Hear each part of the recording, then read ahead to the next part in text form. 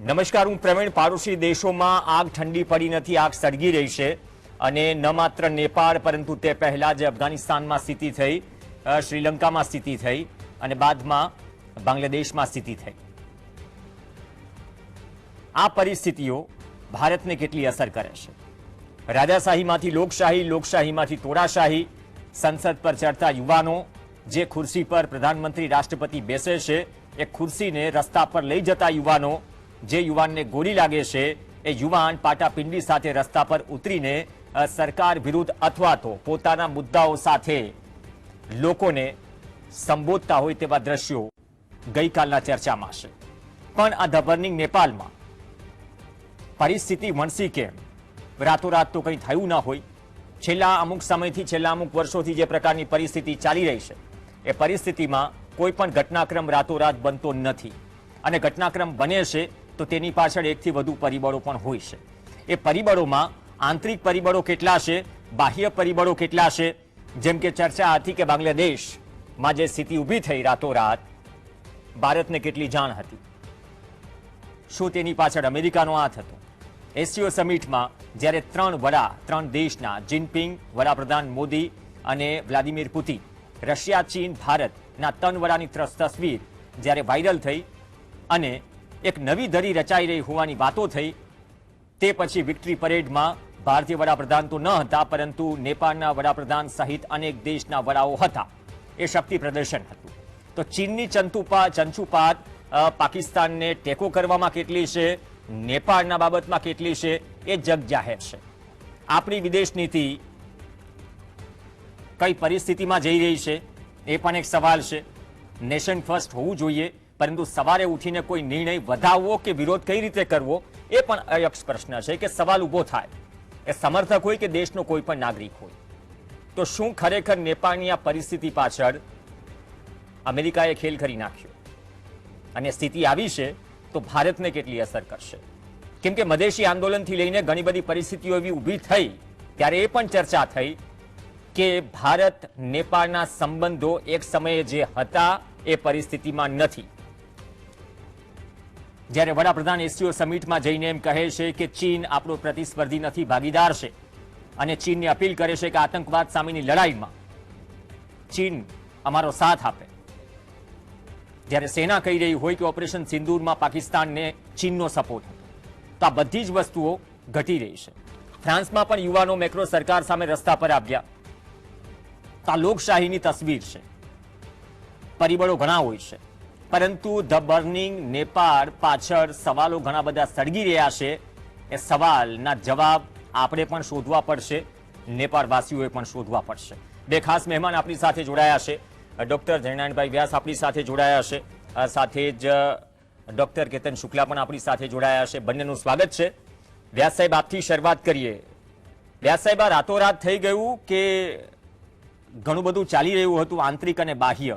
કેમ કે એસસીઓ સમિટમાં મેં વાત કરી કે 3 વડા મળે છે, પછી વિક્ટરી પરેડમાં નેપાળના વડાપ્રધાન હોય છે, ભારતના વડાપ્રધાનની ગેરહાજરી હોય છે, એટલે આમંત્રણ મળ્યું ન મળ્યું એમાં નથી પડવું. પણ એ પછી જે સ્થિતિ આપણે નેપાળમાં છેલ્લા 2 દિવસથી જોઈ રહ્યા છીએ, કેટલી ચિંતાજનક નેપાળ માટે, કેટલી ચિંતાજનક અને પડકારજનક ભારત માટે? પ્રવીણભાઈ, નેપાળની પરિસ્થિતિ છેલ્લા કેટલાય વર્ષોથી સામાન્ય નથી એવું હું માનું છું. મધેશીઓની જે ચળવળ થઈ, જેમાં ભારત ખરી કે ખોટી રીતે વિદેશ નીતિમાં નિષ્ફળ ગયો. આપણે નાકાબંધી કરી, નેપાળમાં ચીજવસ્તુની તંગી ઊભી થઈને ચીન ઘૂસી ગયું. ત્યાર પછી સમગ્ર રાજ પરિવારની ડાઇનિંગ ટેબલ પર હત્યા થઈ ગઈ. અને ત્યાર પછી આ પ્રસંગ, એટલે એવું લાગે છે કે આ સિક્વન્શિયલ બિલ્ડઅપ કંઈ ને કંઈ કારણે ચાલતો રહ્યો. એમાં 2 પ્રકારની વધારાની હતાશા પડી. એક તો આપણે જે 4 વર્ષનું આર્મીમાં જે અગ્નિવીર ભરતી કરીએ છીએ, તેમાં નેપાળીઓ એમના શૌર્ય માટે, આપણા સૈન્યમાં એમના શૌર્ય માટે જાણીતા નેપાળી, એટલે ગુરખાઓ જ્યારે આવે મેદાનમાં ઉતરે ને ગોરખાલી આયો રે, એની જે વોર ક્રાય, એના કારણે એક વિશિષ્ટ એમનું મહત્વ સૈન્યમાં એ નેપાળ સરકારે સૈન્યમાં જોડાવા પર યુવાનોને પ્રતિરોધ એટલા માટે મૂક્યો કે 4 વર્ષ પછી શું કરે એ લોકો. નેપાળને બાદ રાખી શકાયું હોત કે આ ખતરો ભારત પૂરતો જ મર્યાદિત છે, નેપાળને લાગુ નહીં પડે, એમની જે રેગ્યુલર ભરતી થતી હતી. એટલે એમ કરતા કરીને આપણે નેપાળના યુવાનો હવે ચીનના સૈન્યમાં ભરતી થાય તે દિશામાં એમને વાળ્યા. એ જ રીતે લદ્દાખમાં થયું. લદ્દાખમાં એમની માગણી શું હતી? સાવ સરળ માગણી હતી કે અમને લોકતાંત્રિક વહીવટ જોઈએ, એટલે વિધાનસભા આપો, ગવર્નર રૂલ નહીં જોઈએ. તમે પર્યાવરણનો કાયદો અહીંયા જે પહાડી વિસ્તારો બીજા બધા લાગે છે તે લગાવો, અને અમારું પબ્લિક સર્વિસ કમિશન આપો, જેથી અમારા છોકરાઓ વહીવટમાં ભાગ લઈ શકે. એ આપણે નહીં માન્યા, અને એની જે ચળવળ હતી આખી એને તોડી નાખવાનું કામ કર્યું. એક જ કારણસર કે એક ઉદ્યોગપતિને ત્યાં ખાણનું ખનન કામ સોંપ્યું હતું. એને જો ગવર્નર રાજ્ય હોય તો દિલ્હીથી બધી મદદ થઈ શકે, ત્યાંનું સરકાર આવે તો એને થવા ના દે. એટલે આ આપણે કર્યું. એમાં કારગિલ યુદ્ધ વખતે જો કોઈ સૌથી પહેલા ભારતીય સૈન્યને માહિતી આપી હોય અને ત્યાર પછી પણ પ્રશંસાજનક કામ કર્યું હોય તો એ લદ્દાખીઓએ કર્યું હતું. એની સાથે પણ આપણે વાવી મૂક્યું. એટલે આ બધું buildup over a period of time situation છે એમ કહી શકાય. ચીન ત્યાં સારી એવી રીતે ઘૂસી ગયું છે. આજે ચીનના વિદેશ મંત્રાલયે કોમેન્ટ કરી છે કે નેપાળમાં રાબેતા મુજબની પરિસ્થિતિ સ્થપાય અને કોઈ તોફાનો ન થાય અથવા તો હિંસા ન આચરાય તે માટે અમે અપીલ કરીએ છીએ. ભારતનું વિદેશ મંત્રાલય તો આ બાબતમાં હજુ મને લાગે છે કે બધું જોઈ સમજીને પછી બોલશે, પણ કશું કહ્યું નથી. એટલે આપણી પાડોશમાં બનતો આ ગંભીર બનાવ છે. અને છેલ્લે એટલું કહીશ, કેતનભાઈ છે એટલે આગળ વાત સારી રીતે લઈ જશે, કે કુકર હોય આપણા રસોઈમાં વાપરીએ છીએ તે, એમાં સ્ટીમનું પ્રેશર વધે અને પછી સીટી વાગે એટલે પ્રેશર રિલીઝ થઈ જાય. વિરોધ પ્રદર્શનને, મીડિયામાં આવતી વસ્તુઓને સરકારો અને ખાસ કરીને મુખત્યારશાહ સરકારો પોતાના વિરુદ્ધની એક ચેલેન્જ ગણે છે. આ પહેલી ભૂલ થાય છે. એક સિટી બંધ કરી દે છે એટલે પછી કુકર ફાટ્યું.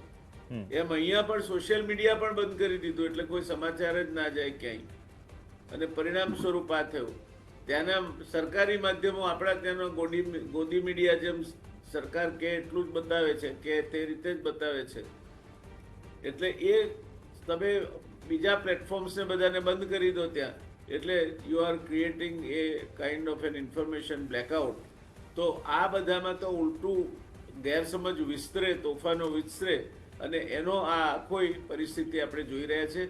આપણે વાત ફ્રાન્સની કરી. ફ્રાન્સમાં પણ યુવાનો એનો કારણો જુદા છે અને આની સાથે હું જોડવા નથી માંગતો, પણ ત્યાં પણ આ પ્રકારની પરિસ્થિતિ થઈ છે. ભારતનો પાડોશનો દેશ છે, સરહદ આપણી છિદ્રાળુ છે. એક દેશમાંથી બીજા દેશમાં જવામાં કંઈ બહુ જાજો વાંધો આવતો નથી. તેવે સમયે ભારતે સચેત બની અને પોતાની વાત વિશ્વ સમક્ષ પણ મૂકવી જોઈએ ને નેપાળ સમક્ષ પણ મૂકવી જોઈએ. કમનસીબે આપણે એમાં મોડા પડ્યા છીએ. ઓકે, કેતનભાઈ, જે વ્યાસ સાહેબે વાત કરી, છેલ્લા જે શબ્દો હતા કે આપણે કમનસીબે મોડા પડ્યા છીએ. પછી કુકર અને સિટીની પણ વાત કરી કે વરાળ એટલી વધી ગઈ, સિટી ઉપર પણ તમે કંઈક મૂકો તો જે નેચરલ પ્રોસેસ છે એ જ થશે. હવે નેપાળમાં જે થઈ રહ્યું છે અને નેપાળ સાથેના આપણા સંબંધો જે ઉતાર ચઢાવ ઘણા બધા આવ્યા, હમણાં ઠીક નથી છેલ્લા ઘણા સમયથી, અને ઉપરથી આપણી જે વિદેશ નીતિ જે નાજુક મોડ ઉપર ઊંટીની જેમ વણાકો લઈ રહી છે. હું એટલા માટે સ્પષ્ટ કહું છું કેમ કે દર અઠવાડિયે કંઈક નવું આવી રહ્યું છે, અને જે મેસેજ જઈ રહ્યો છે વિશ્વભરમાં કે પ્રજાજનોમાં, એને આપ કઈ રીતે જોઈ રહ્યા છો? એ તમામ વણાકો વચ્ચે નેપાળની આ ઘટના કઈ રીતે જુઓ છો? નેપાળની જે ઘટના થઈ એ કોઈ વિચારી હતી. જેવું કહ્યું કે એસસીઓની મિટિંગ હતી, ઓલીએ ત્યાં હતા જી ને બધા, પણ પ્રોબ્લેમ એવો છે કે આ જે ઇન જનરલ મીડિયા કહે છે કે વોટ્સઅપ, ટ્વિટર અને બાકી બધા જે મીડિયા બંધ કર્યા કે 7 દિવસમાં એ લોકો રજીસ્ટ્રેશન કરાવ્યું, જે પોસિબલ નહોતું. એ બંધ થયું એ નથી, એક કારણ છે, એને ટ્રિગર પોઈન્ટ કહેવાય, કે જેવી રીતે બાંગ્લાદેશમાં જે થયું હતું એ લોકોએ કોટા સિસ્ટમ માટે વિદ્યાર્થીઓએ આંદોલન કર્યું હતું, સરકારે માન્યું નહીં. પણ નેપાળમાં પરિસ્થિતિ પહેલેથી જ થોડી વધારે ખરાબ હતી. એટલે મેઇન જે રીઝન છે એ કે છે કે નિપો બેબીઝ, કે ત્યાં આગળ ટ્વિટર એટલે ત્યાં આગળ સોશિયલ મીડિયામાં બહુ મોટો એના પર જ કોલ આપ્યો હતો, અને ભાઈ ભતીજાવાદ આપણે જે કહીએ ગુજરાતીઓમાં. તો એમાં એવું થયું છે કે આમાં કોઈ લીડર નથી. પહેલી વસ્તુ એ છે કે આ કોઈ પોલિટિકલ એજિટેશન નથી. આમાં સૌથી પહેલું જે એજિટેશનનો કોલ આપ્યો સુદાન ગુરાંગ, કે 36 વર્ષના છે, એમનું એનજીઓ છે, અને એ હામી નેપાળ કે જે એમનો છોકરો 2015માં અર્થક્વેકમાં મરી ગયો હતો. એટલે જે જુદા જુદા કહેવાય અર્થક્વેક, ફ્લડ, લેન્ડસ્લાઇડ, એ બધામાં એ ફોરેનમાંથી એડ આવે, ડોનેશન આવે અને એ કરતા હતા. એ પહેલા એ ડીજે હતા, કે એક નાઇટ ક્લબ ચલાવતા. Oh my God. એમણે કોલ આપ્યો સપ્ટેમ્બર 8 ઇન્સ્ટાગ્રામ પર, કે જે ભાંગ થયો માઇટી મંડળમાં, કે છોકરાઓ બેગ, બુક્સ અને યુનિફોર્મ કરીને આવે. એટલે જે આંદોલન હતું એ એમ લાગતું નતું કે એટલું બધું જલ્દી ચારે બાજુ પ્રસરી જશે. પણ જે આ સૌથી અગત્યનો મુદ્દો એ છે કે ઇકોનોમી, બેરોજગારી ત્યાં 10.7% છે, વર્લ્ડ બેંક 20.7% કહે છે. બીજી વસ્તુ એ છે કે 20% લોકો પાસે 56% પ્રોપર્ટી છે, અને એ પ્રોપર્ટી મોટા ભાગની એમાં પોલિટિશિયન પણ છે. અને ત્રીજું એક કારણ કે છેલ્લા 4 વર્ષમાં એ બહુ મોટા મોટા સ્કેન્ડલ થઈ ગયા, કે જે સોશિયલ મીડિયા પર બહુ એમની ચર્ચા થઈ.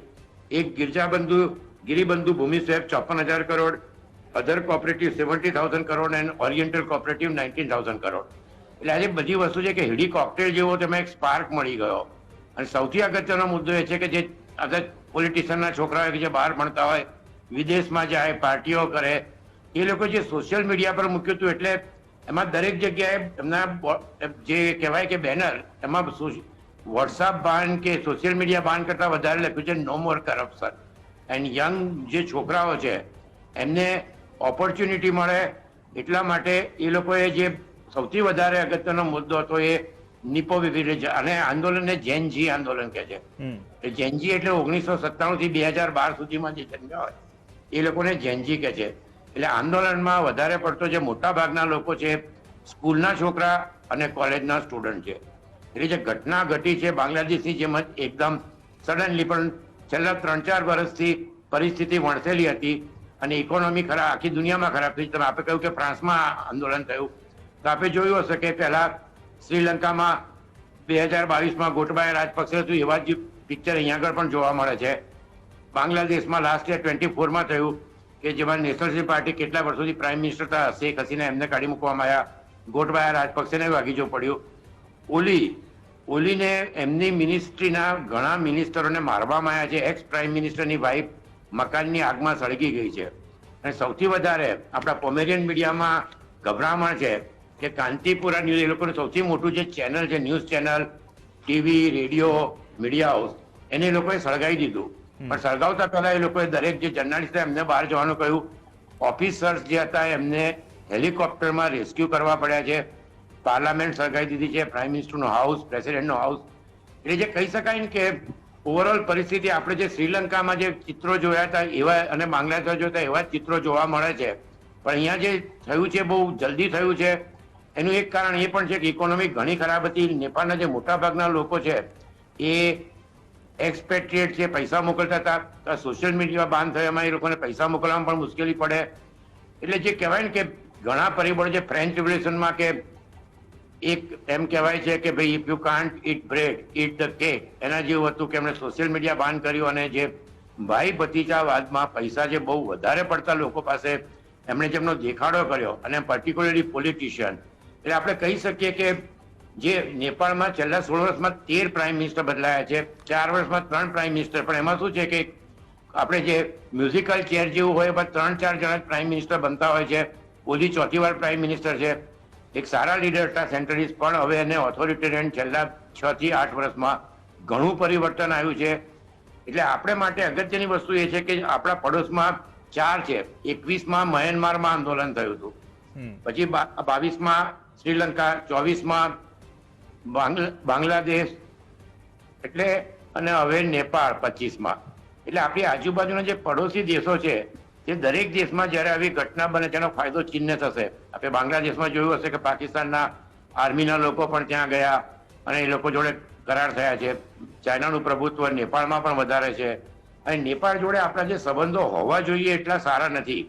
નેપાળ અને ભૂતાન આપણા કાયમ જે કહી શકાય કે બહુ સ્ટ્રોંગ એલાય હતા, પણ છેલ્લા 10 વર્ષમાં જે આપણે કહી શકીએ કે પોલિસી અથવા તો પરિસ્થિતિ અને પરિબળોને લીધે જે છે, પર્ટિક્યુલરલી જે જયરામભાઈ કહ્યું મહાદેશી આંદોલન 2015-16માં થયું હતું, તેમાં વિરાટનગરમાં જે બ્લોકેડ કર્યો હતો, નોટબંધી પછી એમના પૈસા એમને પાછા નતા આપવામાં આવ્યા અને એ પછી જે બોર્ડરમાં ચાઇનાની સાથે એમના સંબંધો સુધર્યા પછી કાલાપાનીમાં જે લેમ્પીદુરા અને લિપુલેખ, તો એક જે 80 કિલોમીટરનો રોડ બનાવ્યો 2020માં આપણે ઇનોગ્રેશન થયું ડામચુકા અને લિપુલેખ, એ અમુક વસ્તુઓ ઇરિટન્ટ આપણે એવોઇડ કરવા જોઈતા હતા. કારણ કે જેમ નારાયણભાઈ કહ્યું કે ત્યાં આગળ 2 લાખ જેટલા તો ગુરખા રેજિમેન્ટના પેન્શનર છે, 2, 4 અને 6, 8 ગુરખા, એટલે કે જેમાં ગુરખા જવાનો સાથે સાથે એ લોકોના આર્મીના ઓફિસર્સ, એ લોકોએ આખી જિંદગી અહીંયા ઇન્ડિયામાં કામ કર્યું છે અને પર્ટિક્યુલરલી સામ માણેકશા એ પણ 2-8 ગુરખાના હતા. તેમણે પણ કહ્યું હતું કે જો કોઈ માણસ એમ કહેતો હોય કે મને ડર નથી લાગતો, જે જુઠ્ઠું બોલે છે અથવા ગુરખા છે. એટલે કે આપણે લોકોના સંબંધો ઘણા સારા હતા અને ઓવરઓલ જે અમુક પ્રોજેક્ટ હતા એ થયા નહીં. એટલે હું ઘણી વાર કહેતો જો ભૂતાન અને નેપાળ, ભૂતાને બધા હાઇડ્રો પાવર પ્રોજેક્ટ કરી લીધા. નેપાળમાં એક બહુ મોટો પ્રોજેક્ટ 1992માં હું નોર્થ ડિઝલ તારે પંચેશ્વર કરીને એક મહાકાલી નદી પર બહુ મોટો પ્રોજેક્ટ છે, 6480 મેગાવોટ, કે જેમાં 1,30,000 નેપાળમાં ઇરિગેશન થાય અને 2,40,000 ઇન્ડિયામાં. પણ હજુ સુધી એ પ્રોજેક્ટ ધરાતલ પર આવ્યો નથી.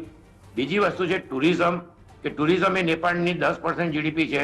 એટલે આખી જે પરિસ્થિતિ છે એમાં આપણે 2 વસ્તુનું ધ્યાન રાખવું જોઈએ. એક તો ચાઇના સાયલન્ટ છે, અમેરિકાની લોકો વાત કરે છે, પણ બાંગ્લાદેશમાં પણ મને નથી લાગતું કે બાંગ્લાદેશ કે નેપાળમાં એ લોકોના એનજીઓએ ફંડિંગ કર્યું છે. કારણ કે મેં જે કહ્યું કે એમના જે લીડર હતા ગુરંગ, એ ડોનેશન અને યુએસએડ આવી છે. પણ ઓવરઓલ સિચ્યુએશન ઇકોનોમી છે, આપણે આમાં જે એસેન્શિયલ આઇટમ છે, સૌથી અગત્યની વસ્તુ એ છે કે નેપાળનો જે મીઠું પણ છે તો એ ઇન્ડિયાથી જતું હોય છે, ઓઇલ છે, ગેસ છે, તો એ બોર્ડર ખુલ્લી રાખી અને જે સામાન્ય પબ્લિક છે, કારણ કે આપણા પબ્લિક ટુ પબ્લિક રિલેશન ઘણા સારા છે, એટલે એ ખુલ્લું રાખવું જોઈએ. પરિસ્થિતિ પર નજર રાખવી જોઈએ, કારણ કે આ ત્રીજા કન્ટ્રીમાં થઈ રહ્યું છે, શ્રીલંકા, બાંગ્લાદેશ અને નેપાળમાં. પાકિસ્તાન સાથેના સંબંધો તો આપણે કયા, અફઘાનિસ્તાન. એટલે જે આપણા સાર્કના જે કન્ટ્રી હતા એમાંથી અત્યારે ભૂતાન સિવાય કોઈ પણ કન્ટ્રી જોડે સંબંધો આપણે કહી શકીએ કે ખૂબ જ સુદૃઢ છે એવું ના કહી શકાય. એટલે આપણે માટે પરિસ્થિતિ છે. બીજી એક વસ્તુ છે કે જે બહુ ધ્યાનમાં નથી આવતી, પણ અમેરિકા જે આપણો ટ્રેડ સરપ્લસ કન્ટ્રી હતો, એવી રીતે નેપાળ પણ આપણો એક ટ્રેડ સરપ્લસ કન્ટ્રી છે. આપણે 1,000 કરોડથી વધારેનો એક્સપોર્ટ છે, એટલે એક્સપોર્ટ પણ ઇમ્પેક્ટ થશે. કારણ કે બિહાર અને યુપીમાંથી ઘણી મોટાભાગની આઈટમો નેપાળમાં જતી હોય છે અને એ લોકોની જે એસેન્શિયલ આઈટમ છે, એટલે પરિસ્થિતિ પર નજર રાખવી પડશે. કોઈ લીડર છે નહીં. આર્મીએ કહ્યું છે કે ગુરુવાર સુધી એ લોકો કર્ફ્યુ કરશે. જેમ મેં કહ્યું કે president, prime minister, agriculture minister, finance બધાએ રિઝાઇન કરી નાખ્યું છે, પણ લોકો હિંસક થોડા ઘણા તો કહી શકાય. પશુપતિનાથ ટેમ્પલ ઉપર પણ એટેક કરવાનો પ્રયત્ન કર્યો હતો. એટલે આપણે કહી શકીએ કે આ એક ટોળાનો જે છે એને કંટ્રોલ કરનાર કોઈ લીડર નથી. એમના જે મેયર છે બાલેન્દ્ર શાહ, એ બે લીડર ઉભરી આવ્યા છે.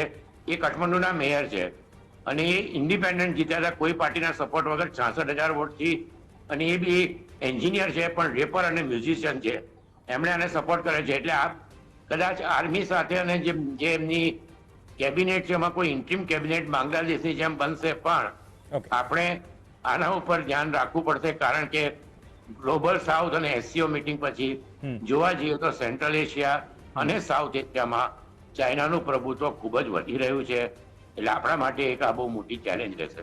ઓકે વ્યાસ સાહેબ, આમ તો ઘણા એ પણ સમાચાર આવ્યા, ગુજરાતીઓને ઘણા ભારતીયોને અગવડ પડી, ફસાયા છે. શક્તિસિંહ ગોહિલે પણ ગઈકાલે પોસ્ટ કરી હતી અને આજે બાઇટ્સ પણ આપી કે જે લોકો ફસાયા છે તે લોકોની કમ્પ્લેન એવી છે કે જે અન્ય દેશની એમ્બેસી અથવા તેના ઓફિસર જે છે એ તેને સેફ જગ્યાએ લઈ ગયા છે અથવા તો વ્યવસ્થા કરી છે. એની કમ્પેરિઝનમાં ફરિયાદ ઘણી હતી જે ભારતીય ગુજરાતીઓ ત્યાં ફસાયા છે. એક એ મુદ્દો છે. બીજો મુદ્દો જે કેતનભાઈ, આપણે ટ્રેડ સરપ્લસની વાત કરી, અમેરિકા સાથે જે ઘટી રહ્યું છે અને ચીન સાથે આપણે નજીક જવાના જે સંદેશા આપ્યા એસસીઓમાં જઈને પછી જે થઈ રહ્યું છે ઓવરઓલ, ત્યાંથી જે આપણા ધંધા રોજગાર, કેમ કે ફરીથી એ રોજગાર ઉપર જ આવીને વસ્તુ અટકે છે કે જ્યાં ખરેખર તકલીફ સૌથી વધુ છે. હા, એ વાત અલગ છે કે જીડીપી ગણવાની વ્યાખ્યા થોડી બદલાઈ જાય તો આંકડો થોડો હમણાં જે આવ્યો એ આંકડો પણ એટલો જબરજસ્ત અને ફૂલ ગુલાબી લાગે કે સોશિયલ મીડિયામાં ઊભા થતા થતા આપણે બેસી જાય. તો આ જે પરિસ્થિતિ જે દેખાય છે અને જે વાસ્તવિકતા છે, હવે વાસ્તવિકતા શું એ હદે જઈ રહી છે કે ફરીથી એ કુકર, એ રિંગ અને સીટી એ રોલમાં આવી જાય? કેતનભાઈએ જે વાત કહી તેને હું થોડી આગળ વધારીશ. આના પરિબળો કયા છે? 4 પરિબળો છે. પહેલું પરિબળ છે એ અર્થવ્યવસ્થાની અસમાન વહેંચણી, જે નેપાળ કરતા પણ ખરાબ રીતે ભારતમાં મોજૂદ છે. ત્યાર પછીનું પરિબળ છે મોટા પાયે બેરોજગારી. અહીંયા થેન્ક્સ ટુ એગ્રીકલ્ચર હજુ સુધી આપણા ત્યાં એ પ્રકારની પરિસ્થિતિ ઊભી નથી થઈ, પણ શિક્ષિત બેરોજગારી આપણા ત્યાં વધતી જાય છે, તે પણ હકીકત છે. ત્રીજું કે આ પ્રકારના સોશિયલ મીડિયા અથવા અન્ય મીડિયાને ગુંગળાવવાની વૃત્તિ, અને હું માનું છું કે સોશિયલ મીડિયાના પ્લેટફોર્મ્સ તો બધા બહારથી રન થાય છે, તો એ પ્લેટફોર્મ્સને અઠવાડિયામાં તમે કહો કે તમે આ બધું બદલી નાખો, રજીસ્ટ્રેશન કરાવી દો, તો એ શક્ય નથી. એટલે જાણી જોઈને કોઈ એવા પરિબળો છે કે જેમને નેપાળમાં અશાંતિ થાય તેમાં રસ છે. આ વાત તમારે સ્વીકારવી પડે. અને ચોથું એ એવું પરિબળ છે કે જે પરિબળ પ્રમાણે તમારી આખી એ વ્યવસ્થાને ખોરવી નાખવા માટે એક ટ્રિગર જોઈતું હતું. બગડતું આવતું હતું. કેન્સરનું 4થું સ્ટેજ આવ્યું ને છેલ્લો હાર્ટ એટેક આવ્યો, તેના જેવું થયું છે. એટલે નેપાળ આ તબક્કે પહોંચવું એ પહેલા વોર્નિંગ સિગ્નલ તો મળ્યા છે, ઘણા મળ્યા છે. પછી આપણે એ વોર્નિંગ સિગ્નલને ધ્યાને જ ન લઈએ અને આપણે જ છીએ એ રીતે ચલાવ્યા કરીએ તો મુશ્કેલ પડે. ભારતમાં આ જ મોડેલ રેપ્લિકેટ થાય તે મુશ્કેલ છે, કારણ કે ભારત વિશાળ દેશ છે. રાજ્યોમાં સરકારો બધી જ જગ્યાએ બિનઅસરકારક છે એવું નથી. કેન્દ્ર સરકારને પોલિસી પેરાલિસિસ થયો છે, એટલે કેન્દ્ર સરકારને આપણે ગણીએ જ નહીં અત્યારે, કારણ કે કાયદો વ્યવસ્થા તો રાજ્યનો વિષય છે. એટલે જે તે રાજ્ય સરકારો જ્યાં સારી છે ત્યાં એમાં કોઈ વાંધો આવે તેવી શક્યતા હું નથી જોતો. એટલે આ પરિસ્થિતિમાં આપણે જીડીપીને બાજુ પર રાખીએ, એ આંકડાની સાથે તમને પેટમાં ભૂખ લાગે છે તો જીડીપી નથી ખવાતો, એને ખાવા માટે બ્રેડ જોઈએ છે. તમારે બ્રેડ લેવા માટે ગજવામાં પૈસા જોઈએ છે. Now that is the real test કે તમે તમારી 3 પાયાની જરૂરિયાત, રોટી, કપડાં ઓર મકાન, એમાં મકાન નહીં હોય તો કદાચ હજુ વર્કેબલ છે, પણ રોટીને કપડાં 2 તો જોઈએ જ. હવે એના સામે જ્યારે ખતરો ઊભો થાય, તમે એવી બેરોજગારીનો શિકાર બનો, અને એમાં નેપાળ ટુરિઝમ પર નભતો દેશ છે. ત્યાં તમે બધું જ સોશિયલ મીડિયાથી ચાલે છે. અહીંથી બુકિંગ કરવું હોય તો પણ સોશિયલ મીડિયાની જરૂર પડે. તમે સોશિયલ મીડિયા ઠપ કરી દો, રેમિટન્સીસ ઠપ થઈ જાય, એમનો ધંધો ઠપ થઈ જાય, તો તમે એક પણ રસ્તો બાકી નથી રાખ્યો કે જેમાંથી સ્ટીમ રિલીઝ થઈ શકે. એનું આ પરિણામ છે. અને એ પરિણામમાં ઓલીને પણ આપણે ધન્યવાદ આપવા જોઈએ કે એમનો દેશ સળગતો હતો, પગ નીચે બળતું આવતું હતું. એ પણ એમને ખબર નહોતું. તો વિક્ટરી પરેડમાં આપણને તો ખબર નથી, આપણને તો આમંત્રણ મળ્યું કે નહીં મળ્યું, કેતનભાઈને કદાચ ખ્યાલ હોય તો. મને લાગે છે ત્યાં સુધી આપણને આમંત્રણ મળ્યું હોત તો આપણે ગયા હોત. હવે આપણે એ નહીં કર્યું, અને બ્રિક્સની કોન્ફરન્સ, હવે એ વર્ચ્યુઅલ કોન્ફરન્સ હતી, તો એ વિદેશ મંત્રીએ સંબોધિત કરી. હવે વર્ચ્યુઅલ કોન્ફરન્સમાં તમને શું તકલીફ પડવાની હતી? વડાપ્રધાને સંબોધિત કર્યું હતું. એનો અર્થ એ કે તમે અમેરિકાથી ડઘાઈ ગયા છો. યુ આર ઓવરવેડ બાય યુએસ, અને તમારી દરેક એક્શન રિએક્શન બધામાં તમને અમેરિકા, રાત્રે ઉઠો છો તો ભૂતાવળ અમેરિકાની જ દેખાય છે તમને. મને લાગે છે કે આ દેશ અને આ દેશની સરકાર એ અમેરિકાના એક એવા કાલ્પનિક ભય નીચે જીવી રહી છે અત્યારે કે એ કોઈ પણ નિર્ણય રૂની જકાત કાઢી આયાત જકાત કાઢી નાખવી એનું આદર્શ ઉદાહરણ છે. ટ્રમ્પે હવે 25% ટેક્સ નાખ્યો આઉટસોર્સિંગ ઓફ ધી જોબ્સ પર, ત્યાંથી જે આવક થાય તેના પર. એટલે તમારું હવે આ આઈટી ઉદ્યોગ ને એ બધાનો છે એને પણ ગ્રહણ લાગુ પડવાનું. એટલે એક પછી એક થતું આવે છે. તમે રિએક્ટિવ બનો છો, પ્રોએક્ટિવ નથી બનતા. અને રિએક્ટિવ બનીને કેવા બનો છો કે આ બાજુ અમેરિકા છે, એની એક એક્સિસ છે, આ બાજુ ચીન, Russia, Saudi Arabia, North Korea, એની બીજી એક્સિસ છે. આપણે અત્યાર સુધી બહુ જ ડાપણપૂર્વક તટસ્થ દેશ તરીકેનું રહે છે. We are non aligned with anybody by going to Russia and China. અને એ બે દેશ સાથેની આપણી ટ્રેડ ડેફિસિટ 160 અબજ અમેરિકન ડોલર છે. રશિયા સાથે 60 અબજ ડોલર અને ચીન સાથે 100 અબજ ડોલર પ્લસ. આ તમે જે સંમેલનમાં જઈને શોભામાં અભિવૃદ્ધિ કરી, એમાં તમે આ બે દેશને કમાવી આપવા વાળો કમાવ દીકરો 160 અબજ ડોલરનો હતા, તો તમને એ વધાવે જ ને, શું કરવા નહીં વધાવે? એટલે either we don't understand the dynamics of things which are happening, or we refuse to accept the reality whatever it is. પણ અત્યારે કેન્દ્ર સરકાર એ પોલિસી પેરાલિસિસથી પીડાય છે. ગોદી media or doggy media or whatever you may call it, it has lost its total credibility. In that kind of a situation અહીંયા પણ વોટ્સએપ યુનિવર્સિટી એવી ફૂલી ફાલી છે કે કોઈ પણ જૂઠાણું વોટ્સએપ યુનિવર્સિટીમાં ચાલી જાય છે. દરેકનો એક વર્ગ છે કે જે વર્ગ એના પર નભે છે. આ પરિસ્થિતિ અત્યંત સ્ફોટક પરિસ્થિતિ છે. અને એ પરિસ્થિતિનો લાભ ખાસ કરીને તમારા જ્યારે ચીન જેવા પાડોશીઓ હોય, જ્યારે તમે અમેરિકા સાથે દુશ્મની કરીને બેઠા હો, જ્યારે પાકિસ્તાન ને ચીન, અમેરિકા બંને સપોર્ટ કરતા હોય, બાંગ્લાદેશ તમારાથી વિરુદ્ધ હોય, એણે અમેરિકાને બેઝ બનાવવા માટે જગ્યા આપી હોય, ચાઇનાનો બેઝ ઓલરેડી ચિકન સ્નેકની બરાબર ઉપર આવીને બેસી ગયો હોય, તેવા સમયે ચારે બાજુથી આ દેશને ચીન ઘેરીને બેઠું છે. અમેરિકાની પાસે તમને ગમે ત્યારે ડિરેલ કરવાની તાકાત છે. It's a very very hopeless situation in which our foreign policy has brought us to. આ પરિસ્થિતિ છે. હવે એમાં કેતનભાઈનો મત મારા કરતાં વધારે ઓથેન્ટિક ગણી શકાય.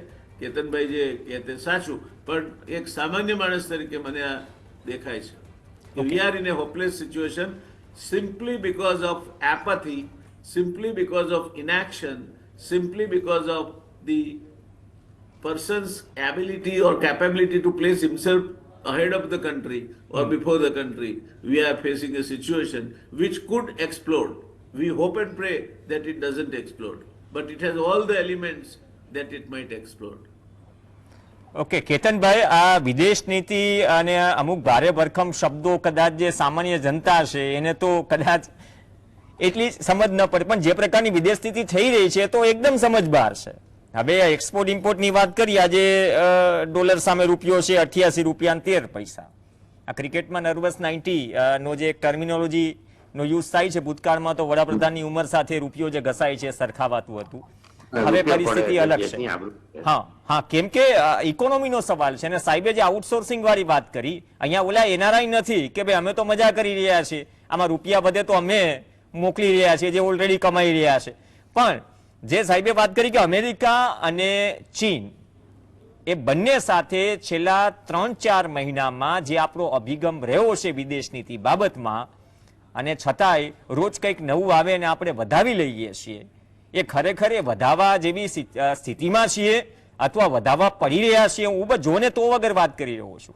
કેમ કે અહીંયા કદાચ જે થઈ રહ્યું છે, ડીજીએમઓથી લઈને સેનાના અધિકારીઓથી લઈને વિદેશ મંત્રી કંઈક અલગ કહે છે, વિદેશ સચિવ કંઈક અલગ કહે છે, અને જે ઓપરેશન સિંદૂર જે થયું આપણે જાણીએ છીએ કે બધા આપણા માટે લાગણીની વાત છે, દરેક સેના માટે, દરેક ભારતીય માટે. છતાં એશિયા કપમાં પોપકોર્ન ખાતા ખાતા ભારત પાકિસ્તાનનો મુકાબલો નિહાળીશું. એ પણ એટલી જ વાસ્તવિકતા છે. આમાં એવું છે કે ટ્રમ્પના આવ્યા પછી આખી દુનિયામાં વિદેશ નીતિમાં કોને શું કરવું સમજ નથી પડતી.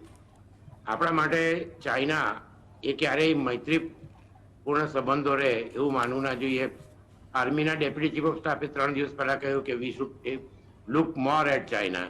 એટલે ક્લિયર છે કે ચાઇના ક્યારેય આપણી સાથે સારા સંબંધ. અત્યારે ચાઇનાને એ છે કે ચાઇનાને અમેરિકા જોડે ટ્રેડ નેગોશિએશન કરવા છે, એટલે એમણે એસસીઓની મિટિંગ બોલાવી, મિલિટરી પરેડ કરી.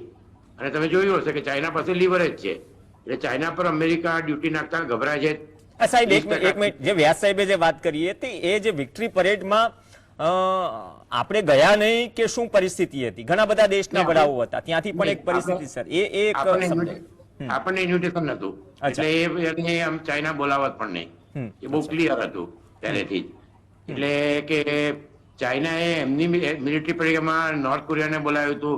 એટલે જે કન્ટ્રી જે બધા હતા એ ચાઇનાના પોતાનું પ્રભુત્વ દર્શાવવા માટે બોલાયા હતા. એમાં ઇન્ડિયાને બોલાવે એવું લાગતું નતું.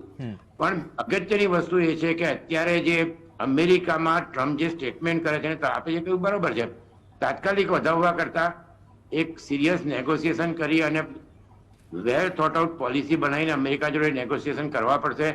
કારણ કે અમેરિકા યુરોપિયન યુનિયનને પણ પ્રેશર કરે છે કે સેકન્ડરી ટેરિફ લગાવો. યુરોપિયન યુનિયન અત્યારે કોઈ સ્ટેપ નથી, કારણ કે એ લોકોને આપણી જોડે ટ્રેડ એગ્રીમેન્ટ ડિસેમ્બર પહેલા કરવો છે. પણ ટ્રેડ એગ્રીમેન્ટ થઈ ગયા પછી પણ જો સેન્કશન લગાવી શકે રશિયા માટે અને ટ્રમ્પ પ્રેશર કરે, એટલે આપણા માટે ડિસેમ્બર સુધીમાં આ બધા પ્રશ્નોનો ઉકેલ લાવવો ખૂબ જ જરૂરી છે.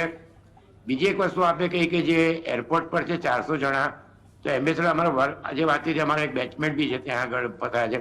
તે મારા ખ્યાલથી પ્લેનથી કાલ સવાર સુધીમાં સોર્ટ આઉટ થઈ જશે મોટે ભાગે. પણ દરેક જણને સલાહ એ છે કે એરપોર્ટ અથવા હોટલ ઉપર જ રહે, કારણ ઘણા લોકો વિચાર કરે છે કે ગોરખપુર થઈને અવાય. તો મારા ખ્યાલથી મોટે ભાગે કાલ સવાર સુધીમાં પ્રોબ્લેમ સોલ્વ થઈ જશે. અને એના કે એમ્બેસીના બે હેલ્પલાઇન નંબરથી ચાલે છે, એટલે એમાં એરપોર્ટથી બહાર ના નીકળે અથવા તો હોટલમાં હોય તો હોટલમાં જ રહે, કારણ કે કાલ સવાર સુધીમાં આનું સોલ્યુશન મોટે ભાગે આવી જશે.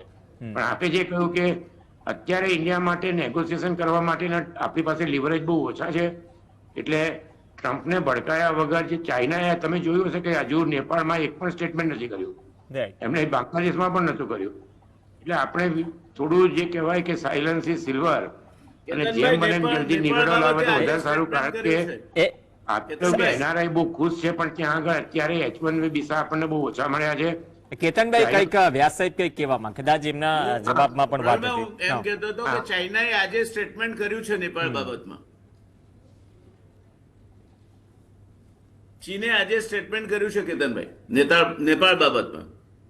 હા, એટલે પ્રોબ્લેમ ઘણો મોટો છે અને ટ્રમ્પ શું કરશે ખબર નથી. એટલે ઇન્ડિયાના જે એનઆરઆઈ ત્યાં રહે છે એમને માટે બી પરિસ્થિતિ થોડી વણસેલી છે, કારણ કે કોલેજમાં જે છોકરા ગયા છે કોલેજની બહાર નથી નીકળતા.